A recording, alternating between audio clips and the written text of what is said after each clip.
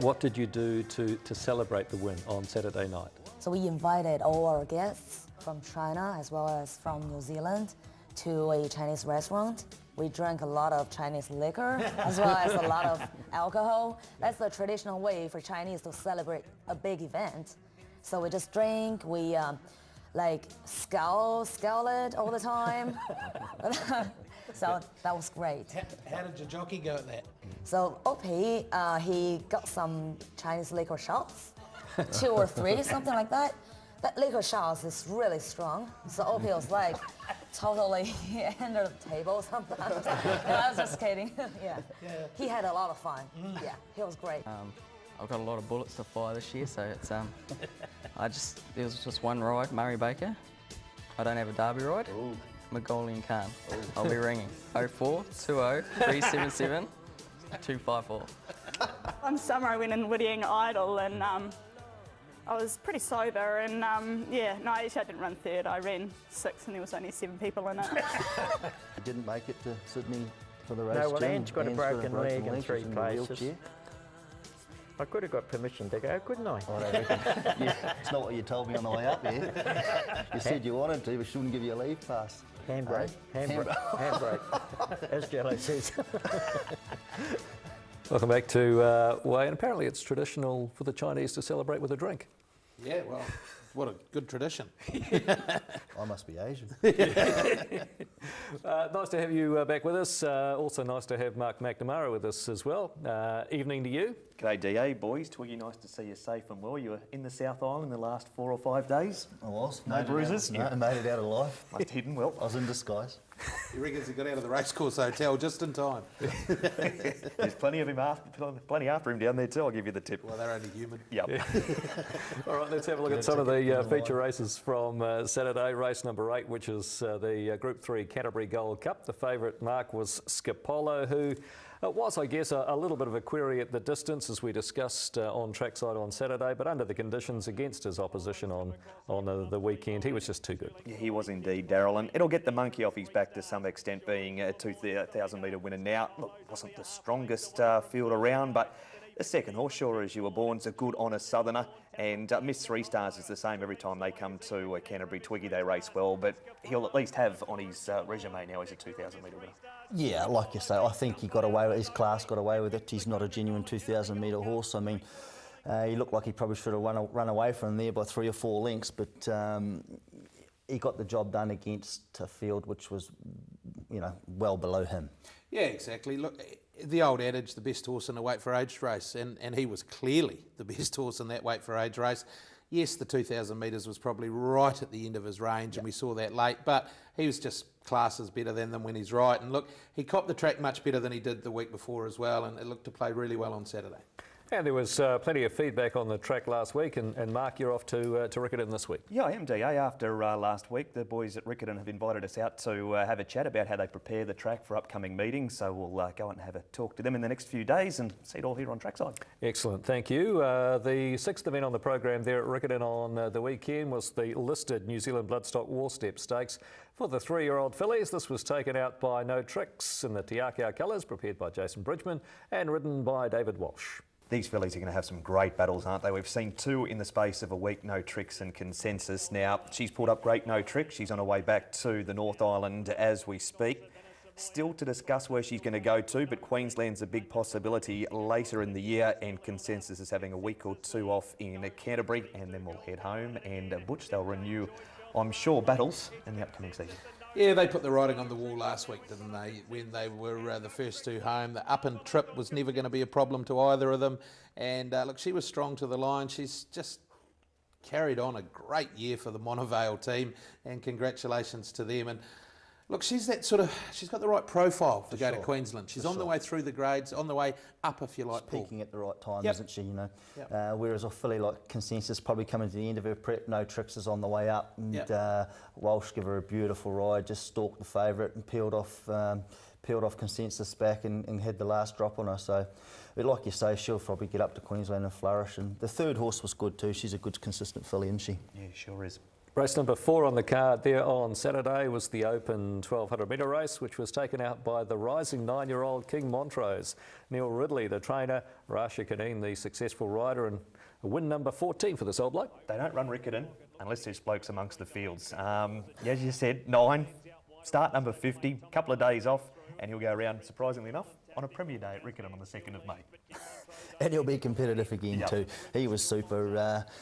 Red Dirt Girl, if she started the favourite, she's probably come to the end of her preparation. She goes for a spell now, is that right, Mark? I think that was the plan. I didn't speak to Mike McNamara, but that was the plan earlier in the week. Yeah, but the Winnie can't take anything away from him. Geez, over the river, he just took a needle eye gap through the fence, didn't he, and just missed. And we got that photo up straight away, Butch. Yeah, I saw that. That was great. Was that Terry Mosley all but getting the big double, wasn't it, with Kevin Myers? And great to see that. I understand, reading reports, that he rides track work for Kevin when he sends teams down, and rewarded with the race day rides there, and got one big win and very nearly another. But yeah, what's that, 10 wins at Riccarton for King Montrose out of 14? He just loves it, doesn't he? Yeah, just loves a joint. You can back him each way and know you're going to have a chance every time you go around. Yeah. It's great to see the All Black coach having a couple of wins on the day and being on track. He was there, yeah, and I asked Sabin Kirkland this morning, how hands-on does Steve Hansen get with his horses? Does he sort of have a passing interest? He said no, very much hands-on, follows them closely, likes to give his opinion, great owner, and we saw him lead them both in on Saturday. Yeah, we did, and Dizzy's Dream named after his late father, Butch, is that correct? Yeah, and that would be very special for him, named after his dad, who of course passed away last year. And she's a good filly, this too, Elusive Catch. Gee, that's a good win. She's heading to Brisbane. Is she? The plan for her is Brisbane, and Dizzy's Dream will go to the Berkeley Stud at Riccarton on the 2nd of May. So. And Stephen and his father, they co-bred Dizzy's Dream too, I believe. It was a good win too, wasn't it? Yeah, so no, it would be a great thrill for him. Good on him. They were both strong wins. Sabin, he would have been very happy with proceedings. He's a very good hit and run raider when he comes to Riccarton. All right, on to our review of Hastings. The feature there, race 8, the Group 3 Winning Edge Presentations Hawkes Bay Gold Cup. And it was taken out by the Northern Raider Glasgow Rock Butch. Graham Hughes, the trainer, and Alicia Collett was the successful rider. Yeah, well, the old tactic, sprint off the corner and see if you can run me down here. And of course, a big weekend for Alicia. She celebrated her 21st birthday yesterday with friends and family, and she was able to pay for it after Saturday's win. Of course, marred by the fall there, and reading Steward's report, they had a good look at it and unable to find anyone culpable. I think Ringo was wobbling around a little bit, and that may have contributed to it. But yeah, Glasgow Rock, look, didn't know that he was going to be a Hawkes Bay Cup winner, but he is now.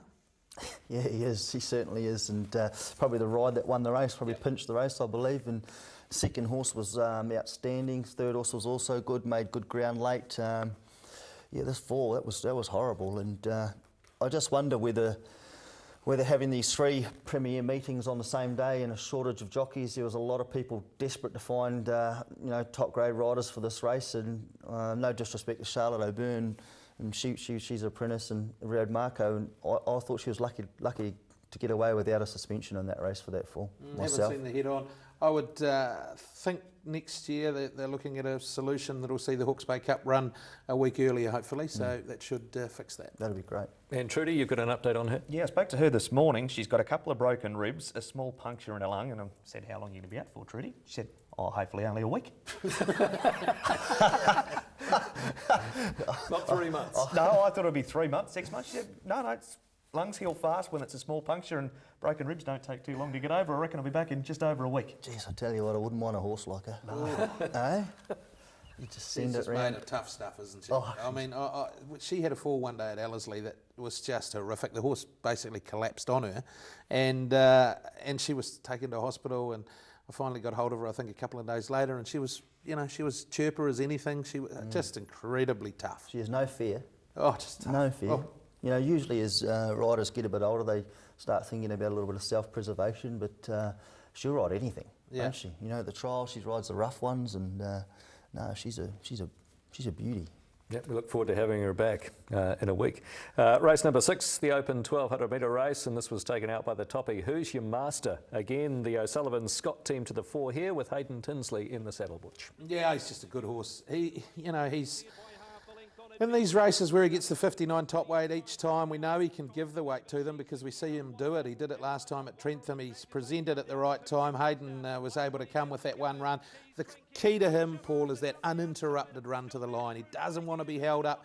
He all but won the railway, this horse. He missed the Sistema Railway by the barest of margins. He's a good horse. He is a very good horse. He was the best horse in the race from mine, and like you say, Butch, the key to him is getting him back and relaxed. He's a horse that's had a wind issue, I believe, so a good solid tempo and getting him relaxed and breathing and in a good rhythm is the key to his success, and Hayden Tinsley does a great job on him. Yeah. You mentioned the key, the speed. I mean, there was a lot of speed in the race, wasn't there?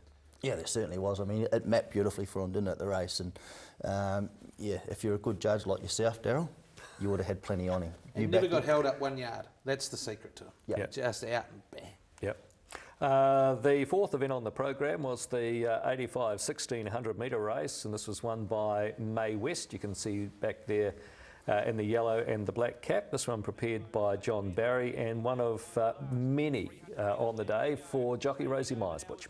Yeah, she had a great day out, didn't she? Field day, 5 of the 9, and I see reading reports JGG Barry going to lift his sights a little bit with this one.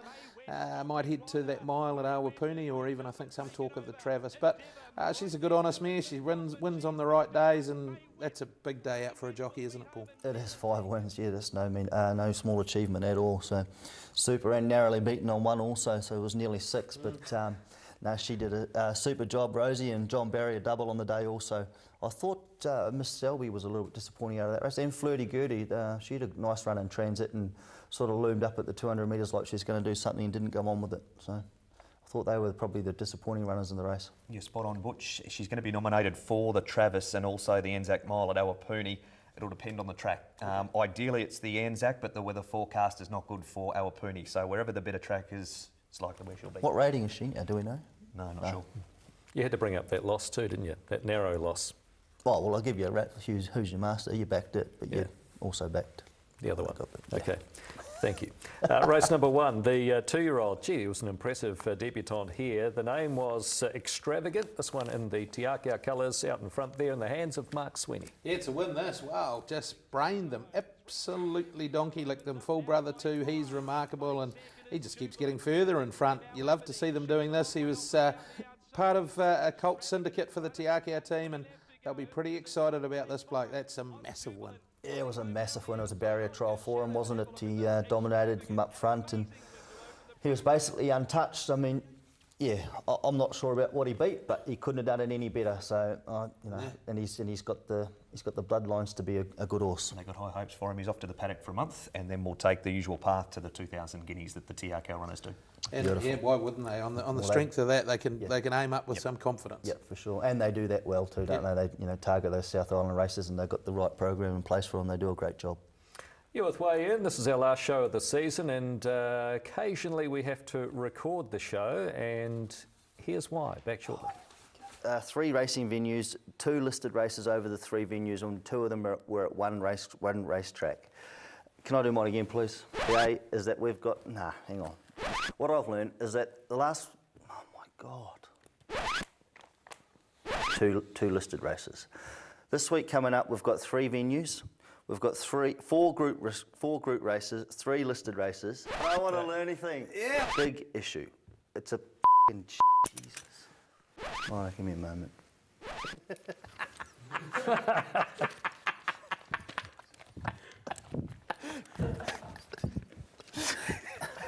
Can you fan me down while I do it? Can you fan me down while I do it? All right.